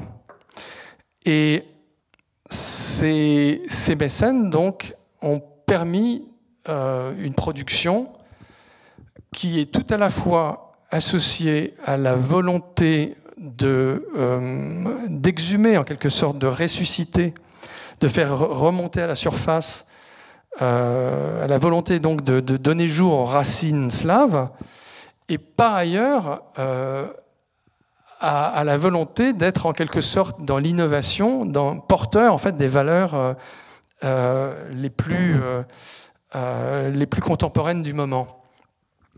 Et ce qui est assez amusant, enfin, pour ceux qui connaissent la Russie, qui est en fait une réalité bicéphale, qui est représentée donc par l'aigle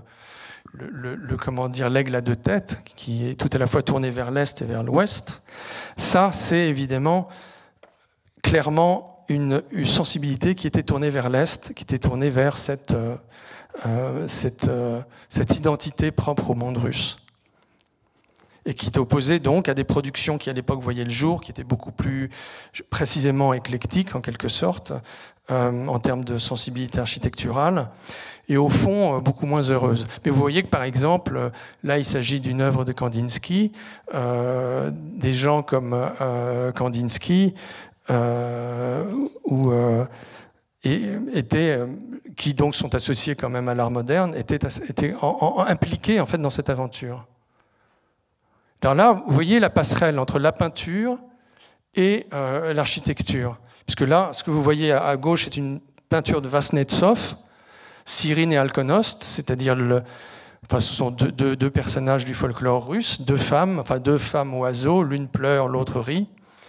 Et c'est le même personnage, celui qui peint donc la toile que vous voyez là, qui a contribué en fait à l'érection de cette église.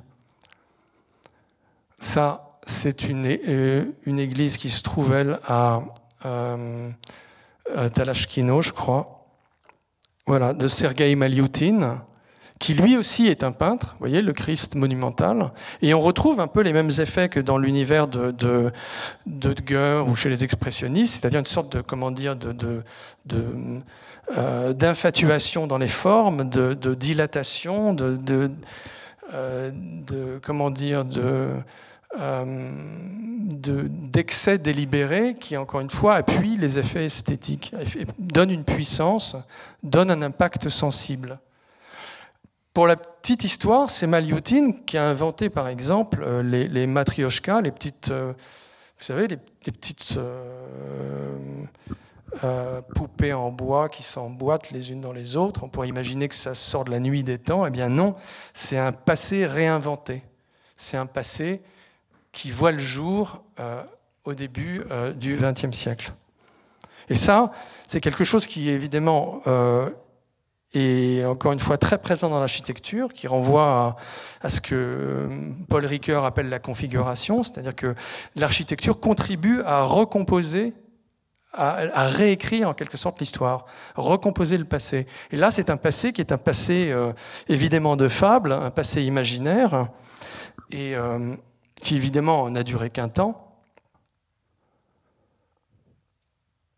Voilà, et qui donne lieu, par exemple, parce qu'il va aller dans mon sens, Marcel, à la manifestation d'un regard particulier sur l'architecture, qui est celui du sensible, qui consiste en fait à précisément préférer en fait ce qui est supposé inspirer en fait l'architecture qu'on vient de voir, encore une fois l'architecture du sensible, plutôt que de donner la priorité à la rigueur de l'intellection. C'est-à-dire qu'on est là dans un autre champ.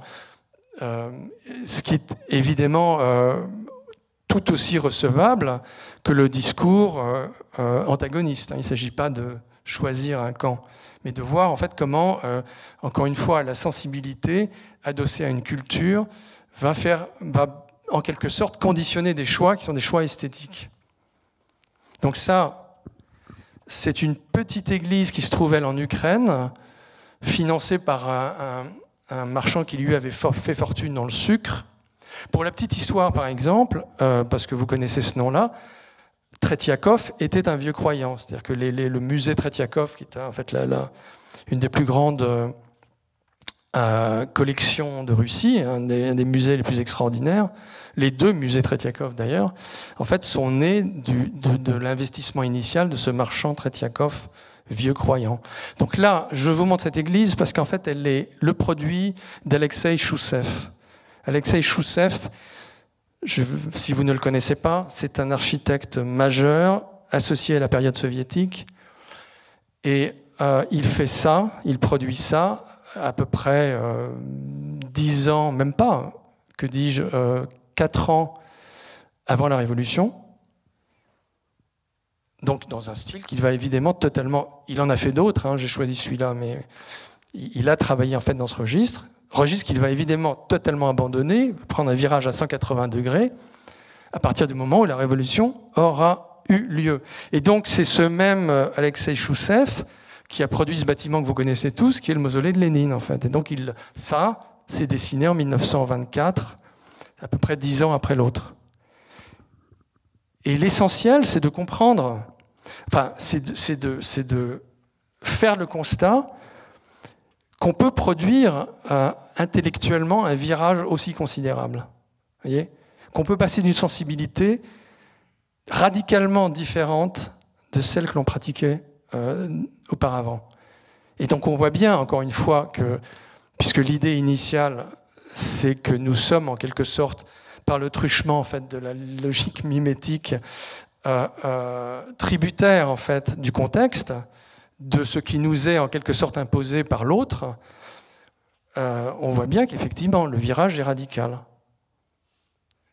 surtout dans un contexte où la pression est physique, politique, idéologique. Donc ça, c'est voilà, un autre registre.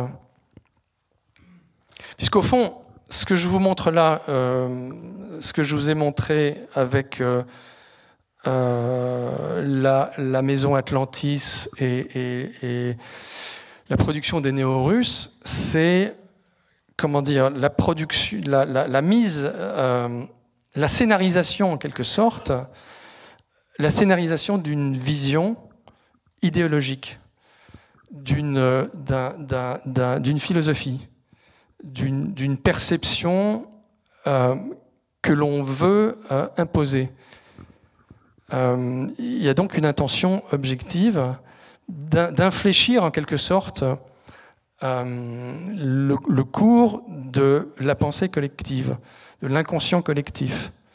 Là, on rentre vraiment dans le dur du sujet, qui sera abordé dans une éventuelle troisième conférence, mais je vais quand même vous donner quelques éléments relatifs en fait à cette problématique de ce que Noam Chomsky appelle la fabrique du consentement.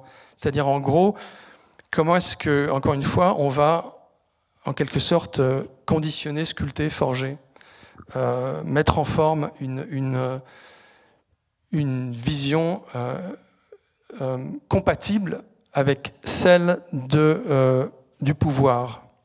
Là, ce que vous avez là devant vous, c'est un camp de vacances. C'est un bâtiment magnifique qui date des début des années 30 et qui s'intègre dans un chantier 1937, qui s'intègre dans un chantier global mis en place à la fin des années 20 et au début des années 30 dans l'Italie fasciste de Mussolini. En fait, ce sont des lieux de vacances. Ce sont des lieux qui sont destinés à prendre en charge les enfants des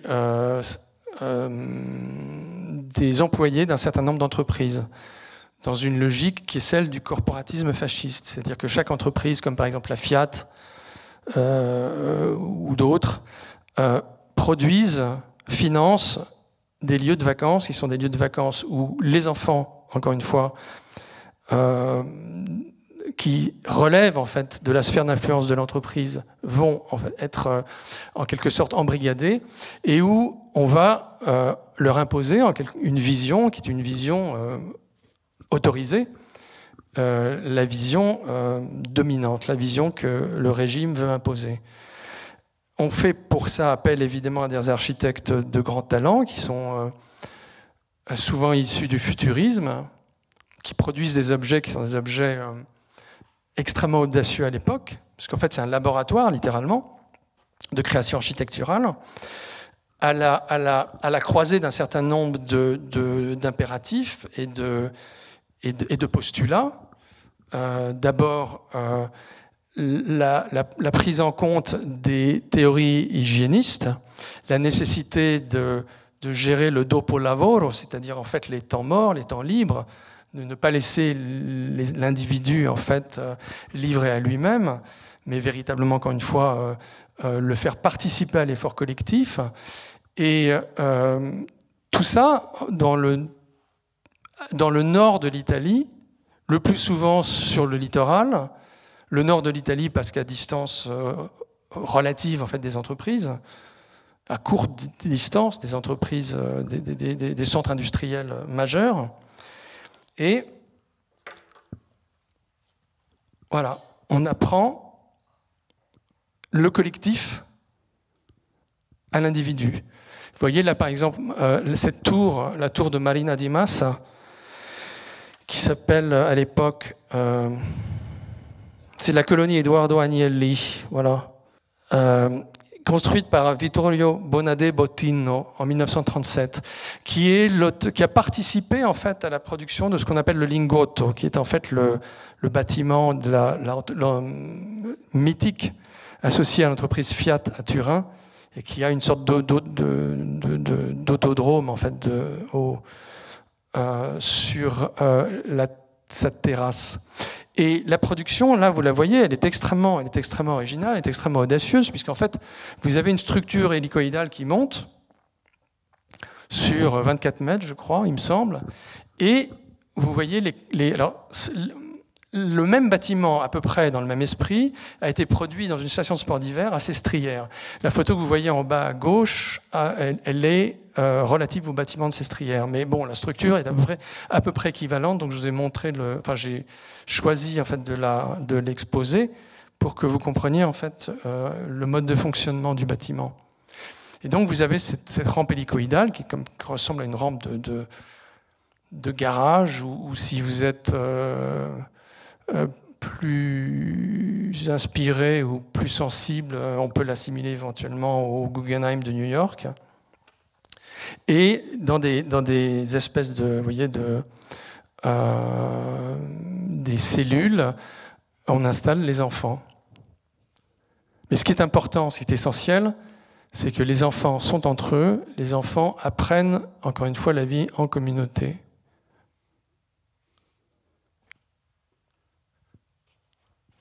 Alors on fait appel à un intellectuel puissant pour faire passer une idée majeure. Et donc on voit bien un petit peu comme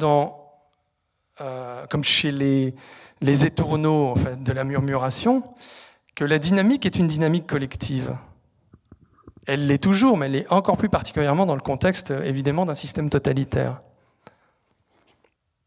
Alors ça, ce bâtiment-là est absolument, enfin pour moi, le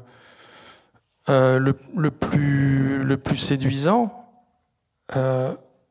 c'est celui qui est situé à Cattolica sur l'Adriatique, qui est la colonie du 28 octobre, qui en fait reproduit en quelque sorte l'architecture navale. C'est un bateau de guerre, voilà. Alors, il y a un bâtiment central, vous l'avez vu, c'est celui-là. Il y a des ailes qui servent de dortoir. Et vous comprenez bien qu'en fait, ce qui est proposé là, c'est de permettre aux enfants de jouer à la guerre. Vous voyez, c'est les balayas, on leur fait porter un uniforme. Et je pense que c'est la nature humaine. Tous les petits garçons de la planète adoreraient porter un uniforme et participer à ce genre de jeu. Mais vous voyez bien en fait la dimension relativement perverse de la mécanique. C'est-à-dire que là, c'est une manière de permettre l'adhésion, encore une fois, aux valeurs du régime qu'on va retrouver chez les soviétiques 50 ans plus tard. Avec, comment dire, un registre psychologique, des stratégies qui sont relativement comparables, pour ne pas dire assimilables. Alors ça, il s'agit d'un camp de vacances qui se trouve en Carélie au bord d'un lac, le camp de Prométhée, destiné à intégrer, réhabiliter des enfants un peu difficiles, des adolescents difficiles, d'où le nom d'ailleurs du projet, puisqu'en fait on les fait participer à la production des bâtiments, on les fait participer à l'effort collectif, et un petit peu comme les Italiens, vous le voyez, on leur demande, encore une fois, de rentrer dans une mécanique paramilitaire. Ils portent un uniforme. Alors c'est pas non plus l'enfer, hein, vous voyez, il y a un sauna, toboggan, sans doute des moments de très grand bonheur pour ceux qui ont participé à cette aventure, et un registre formel qui n'est pas celui de l'Italie mussolinienne pour des raisons d'évidence, puisque le temps a passé, mais qui va être celui de l'aventure spatiale. Vous voyez, c'est-à-dire que les horizons symboliques, le rêve n'est pas de même nature, il a changé. Mais l'idée, c'est quand même, encore une fois, d'impliquer, d'embarquer, d'entraîner, en fait, l'individu dans un rêve collectif. Alors, pour la petite histoire, et pour que vous compreniez, l'architecte qui a produit le bâtiment est le fils d'un très grand architecte suprématiste qui s'appelait Lazar Hideckel. Et donc, celui-là, Mark Hideckel, avec son homologue Oleg Romanov, ont travaillé sur des projets de stations spatiales, stations lunaires qui n'ont évidemment jamais vu le jour, mais dont ils ont ressorti en fait les dessins lorsqu'on leur a demandé de s'occuper de ce groupe de jeunes et de s'impliquer dans ce projet. Donc en fait, ce sont les prototypes destinés à la station lunaire qui en fait ont été construits dans des matériaux très pauvres, hein, bois, panneaux de zinc, pour en quelque sorte créer une dimension un peu, non pas féerique, mais magique, permettant de galvaniser ces jeunes. Et donc là, pour terminer, parce qu'en fait ça précède ce qui sera abordé donc bientôt. Voilà deux bâtiments qui ont une très très forte présence, qui ont une puissance symbolique qui est supérieure à ce qu'on vient de voir et qui est encore d'une nature, comment dire, encore plus appuyée, encore plus spectaculaire en quelque sorte. On monte dans les tours et là on a ce qui relève de ce que j'appelle moi la théologie monumentale. C'est-à-dire que, alors évidemment, il s'agit littéralement de théologie monumentale à gauche, puisque la façade que vous voyez là est la façade d'une église coloniale, mais on a une intention derrière cette architecture qui est celle de marquer, encore une fois, les esprits, d'implanter, d'inscrire le pouvoir dans le sol, de mettre en avant les référents qui sont des référents religieux et donc idéologiques. Et le parallèle, évidemment, s'impose. Vous avez à droite quelque chose qui relève d'une liturgie d'une autre nature, qui est la liturgie soviétique, qui est cette espèce de bâtiment phénoménal, post-moderne, qui a vu le jour à la fin des années 80, et qui se situe dans la propriété ou les parages du lieu où Lénine a tristement fini sa vie en passant d'accident cérébral en accident cérébral. Donc c'est le parc de Gorsky-Léninskié, enfin évidemment rebaptisé Léninskié. Et on voit donc qu'encore une fois, ce qui passe... Alors là, la fonction est claire, elle est évidente, hein, mais ce qui passe derrière cette architecture, c'est même pas, j'allais dire, un sous-entendu, mais c'est l'affirmation du pouvoir, et du pouvoir auquel on doit se soumettre, et d'un pouvoir qui est affirmé d'une manière suffisamment solennelle, suffisamment puissante pour séduire, pour entraîner. Voilà. Et cette formule, pour comprendre qu'effectivement, ce qui est construit, ce qui en fait trouve sa place inscrit dans le sol, n'est pas simplement un refuge ou un lieu d'habitation, c'est une production qui est en rapport avec les représentations mentales, les représentations éventuellement cosmogoniques, les représentations idéologiques. Tout passe de ce point de vue-là par l'architecture. Voilà. Bien, écoutez, on va s'arrêter là. Je vous remercie de votre attention.